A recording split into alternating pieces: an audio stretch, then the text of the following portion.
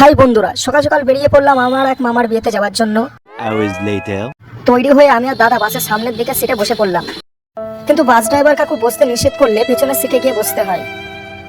এরপর বাস ভরাট হয়ে গেলে ড্রাইভার কাকু বাস ছেড়ে দেয়। কিছুক্ষণ বাইরের দিকে তাকিয়ে টাইম পাস করলাম। বাসের মধ্যে যে যার মতো গল্পগুজব করছিল। এমন সময় শুরু হয়ে গেল প্রবল বৃষ্টি। वाह क्या सीन है। Hour later. বিয়ে বাড়ি পৌঁছে আমি আর দাদা খেতে বসে পড়লাম। এরপর সিংহাসনে এসে মামার বউ দেখতে এলাম। দেখলাম ক্যামেরাম্যান মামার কাছে গিয়ে বলছে, তোদের দুজনের একদমই মানায়নি। এরপর বাইরে বেরিয়ে আমি আর দাদা চারপাশটা ঘুরছিলাম, একটু ফটো মটো তুলছিলাম। ফাইনালি বাসে উঠে এবার আমরা বাড়ির দিকে রওনা দিলাম।